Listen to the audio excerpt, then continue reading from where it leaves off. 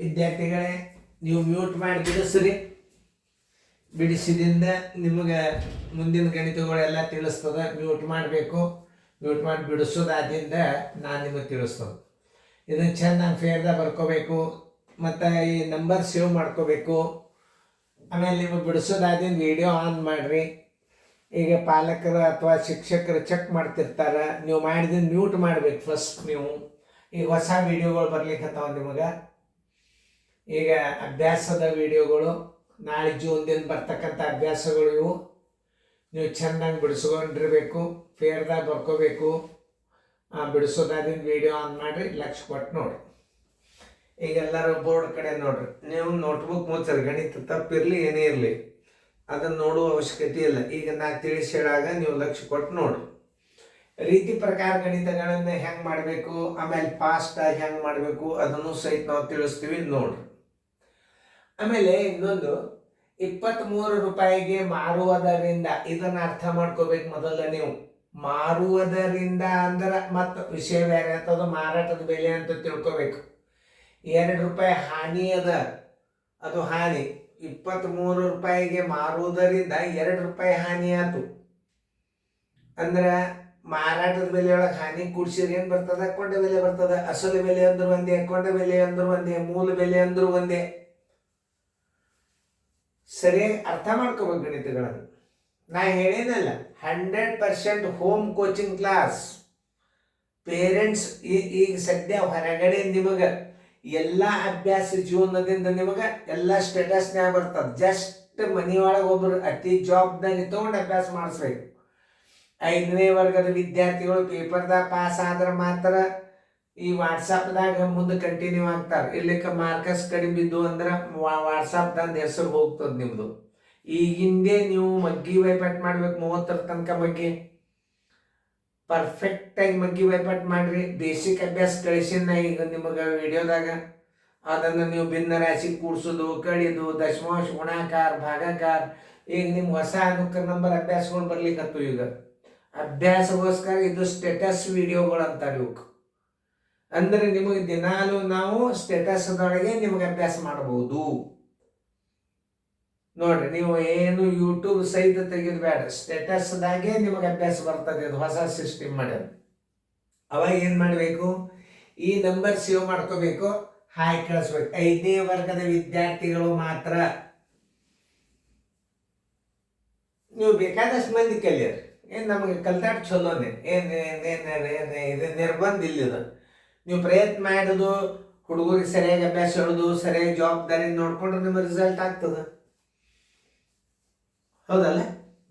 ಬೇಕಾದಷ್ಟು ಮಂದಿ ಕಲಿಬೋದು. 1000 ಹುಡುಗರು ಕಲಿಬೋದು ನೀವು ಮನೆಯೊಳಗೆ. 1000 ಕನ್ನಡ ಮೀಡಿಯಮ್ದಾಗ ಕಲ್ತ್ರೆ ಇಂಗ್ಲೀಷ್ ಮೀಡಿಯಮ್ದಾಗ ರ್ಯಾಂಕ್ ಇರ್ತೀರಿ ನೀವು. ಯಾವಾಗಲಾದರೂ ಕನ್ನಡ ಮೀಡಿಯಮ್ದಿಂದೇ ನಿಮಗೆ ಅಭ್ಯಾಸ ಹೆಚ್ಚು ತಿಳಿತದೆ. ಕನ್ನಡ ಮೀಡಿಯಮನ್ನು ನೀವು 5ನೇ ವರ್ಗ ಮುಗಿಯೋ ತನಕ ಕನ್ನಡ ಮೀಡಿಯಮ್ ಕಲಿಬೇಕು. ಆಮೇಲೆ 6ನೇ ವರ್ಗಕ್ಕೆ ಇಂಗ್ಲೀಷ್ ಮೀಡಿಯಮ್ ಎಲ್ಲಿ ಬೇಕಾದಲ್ಲಿ ಪಿಕಪ್ ಆಗ್ತಾರೆ. ಇದನ್ನು ಸರಿಯಾಗಿ ಅರ್ಥ ಮಾಡ್ಕೋ. ಇದನ್ನ ಸಂಗತಿಗಳನ್ನು ಹೆಂಗೆ ಹಚ್ಕೋಬೇಕು, ಹೆಂಗೆ ಅರ್ಥ ಮಾಡ್ಕೋಬೇಕಂದ್ರೆ 23 ರೂಪಾಯಿಗೆ ಮಾರುವುದರಿಂದ ಅಂದಾನಂದರ ಅದು ಮಾರಾಟದ ಬೆಲೆ ಅಂತ ತಿಳ್ಕೊಬೇಕು. ಹಚ್ಕೋರಿ, ಪದ್ಧತಿ ಕಲಿಬೇಕು ಮೊದಲು. ಮಾರಾಟದ ಬೆಲೆ ಬರೋಬ್ಬರಿ 23 ರೂಪಾಯಿ. 2 ರೂಪಾಯಿ ಹಾನಿ ಆಯಿತು. ಹಾನಿ ಬರೋಬ್ಬರಿ 2 ರೂಪಾಯಿ. ಏನು ಕೇಳ? ಮೂಲ ಬೆಲೆ, ಅಸಲು ಬೆಲೆ ಅಂದ್ರೆ ಏನು? ಕೊಂಡ ಬೆಲೆ ಅಂದ್ರೂ ಒಂದೇ. ಅಸಲು ಬೆಲೆ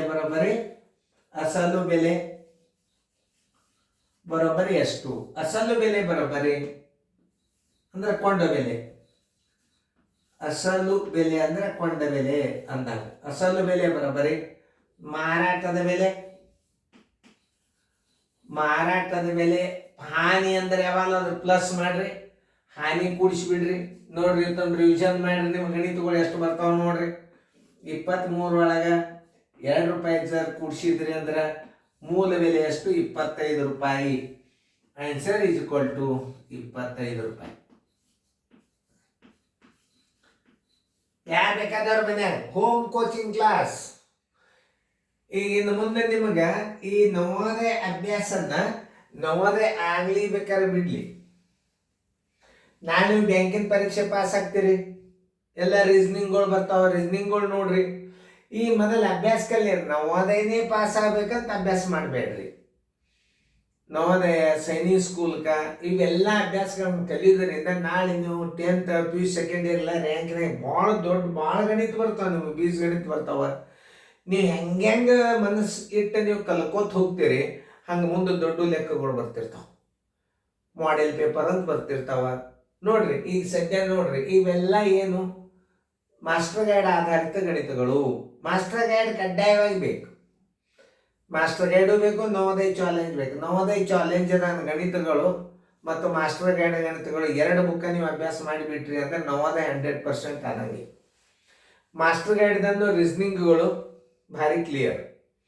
ಆ ಆಧಾರಿತ ರೀಸನಿಂಗ್ಗಳನ್ನು ನಾ ಬಿಟ್ಟಿರ್ತನು. ನೀವು ಮಾಸ್ಟರ್ ಗೈಡ್ ತೊಗೊಂಡಿರ್ಬೇಕು. ಇನ್ನು ಅಭ್ಯಾಸ 105 ರೂಪಾಯಿಗೆ ಗಡಿಯಾರವನ್ನು ಮಾರುವುದರಿಂದ ಮಾರಾಟದ ಬೆಲೆ ಅದು ತಿಳ್ಕೋಬೇಕು. ಬೆಲೆಯ ಕೊಂಡ ಬೆಲೆ, ಮಾರುವುದರಿಂದ ಮಾರಾಟದ ಬೆಲೆ 5 ರೂಪಾಯಿ ಲಾಭವಾಗುತ್ತದೆ. ನೋಡಿ, 105 ರೂಪಾಯಿಗೆ ಮಾರುವುದರಿಂದ 5 ರೂಪಾಯಿ ಲಾಭವಾಗುತ್ತದೆ. ಅಂದರೆ 5 ರೂಪಾಯಿ ಹೆಚ್ಚು ಸಿಕ್ಕು ಅಂದ್ರೆ ಅಸಲು ಬೆಲೆ ಎಷ್ಟು? ಮಾರಾಟದ ಬೆಲೆ ಮೈನಸ್ ಲಾಭ. ಮಾರಾಟದ ಬೆಲೆ ಮೈನಸ್ ಲಾಭ. ಇಷ್ಟು ತಿಳ್ಕೊಂಡ್ರೆ ಸಾಕು. ಇದನ್ನ ಹಚ್ಕೋಬೇಕು ಪದ್ಧತಿ. ಮಾರಾಟದ ಬೆಲೆ ಬರೋಬ್ಬರಿ 105 ರೂಪಾಯಿ.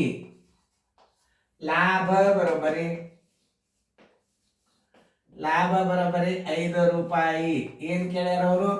ಅಸಲು ಬೆಲೆ ಬರೋಬ್ಬರಿ ಎಷ್ಟು? ಅಸಲು ಬೆಲೆ ಬರೋಬ್ಬರಿ ಎಷ್ಟು? ಅಸಲು ಬೆಲೆ ಬರೋಬ್ಬರಿ ಅಂದ್ರೆ ಕೊಂಡ ಬೆಲೆ. ಅಸಲು ಬೆಲೆ ಬರೋಬ್ಬರಿ ಮಾರಾಟದ ಬೆಲೆ ಮೈನಸ್ ಲಾಭ. ಲಾಭ ಇತ್ತು ಅಂದ್ರೆ ಮೈನಸ್ ಮಾಡಬೇಕು. 105 ಲಾಭ 5 ಕಳೆಯಿರಿ, ಬರೋಬ್ಬರಿ 100 ರೂಪಾಯಿ ಏನಾಯ್ತು? ಅಸಲು ಬೆಲೆ ಆಯ್ತು. ಉತ್ತರ ಬರೋಬ್ಬರಿ 100 ರೂಪಾಯಿ. ಉತ್ತರ ಸಂಖ್ಯೆ ಯಾವ್ದು ನೋಡ್ರಿ, ಕಂಡಿಡ್ರಿ. ಏದಾಗ ನೀವು ನಾ ಹಾಕಿರ್ತಂದು ನೀವು ಏರ್ ಮೇಲೆ ಏನ್ ಮಾಡ್ಬೇಕು? ಹಿಂಗೆ ತಿದ್ದಿ ಬಿಡ್ಬೇಕು. ಏರ್ ಮೇಲೆ ನೆನ್ಪಿಟ್ಬೋದು. ನೀವು ದಿನಾಲು ಈ ಗಣಿತಗಳನ್ನ ನೀವು ಯೂಟ್ಯೂಬ್ದಾಗ ಸಹಿತ ನೋಡ್ಬೋದು. ರಿವಿಷನ್ ಆಗ್ತದೆ ಯೂಟ್ಯೂಬ್. ಯಾಕಂದ್ರೆ ಇಲ್ಲಿ SL